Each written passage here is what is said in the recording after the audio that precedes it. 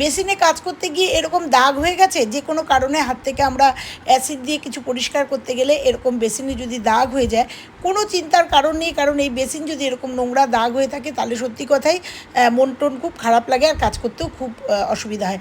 এই রকম একটা লাল স্কচ ব্রাইট আমাদের বাজারে কিনতে পাওয়া যায়, এটা 30 থেকে 35 টাকা স্কচ ব্রাইটটার দাম নেয়। আমি এটা দিয়ে অনেকবার ব্যবহার করেছি, তাই একটু পরিষ্কার করে নিলাম। এই স্কচ ব্রাইট নিয়ে আর এর মধ্যে একটুখানি লিকুইড সোপ নিলে পরেই কিন্তু তোমাদের প্রবলেম সলভ হয়ে যাবে।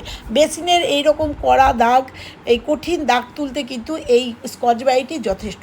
দেখো একটুখানি নিয়ে নিলাম আর একটুখানি জোরে করে ডলে দিলেই কিন্তু তোমাদের যে কোনো কঠিন দাগ, যে বেসিন না সিঙ্কে, রান্নাঘরের সিঙ্কে যে এরকম যে কঠিন দাগ, সেটা কিন্তু অনায়াসে কিন্তু উঠে যাবে। তোমরা দেখো একটু সময় নিয়ে এটাকে শুধু ডলতে হবে, একটুখানি ডললে না, এটা কিন্তু স্টিল উল বা স্কচ ব্রাইট দিয়ে হবে না।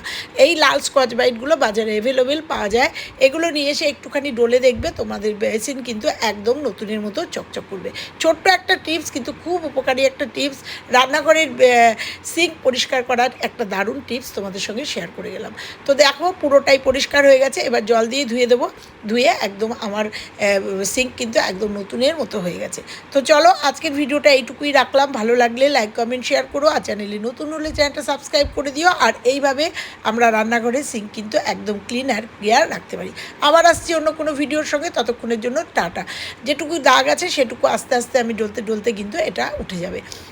তো আরও একবার আমি ডলে নেব, তোমরা দেখো, দেখলে পরেই বুঝতে পারবে যে এই প্রথম একবার ডলাতেই কিন্তু এতটা পরিষ্কার হয়েছে, এবার দ্বিতীয়বার ডলাতে একদম ক্লিন হয়ে যাবে। তো চলো টাটা।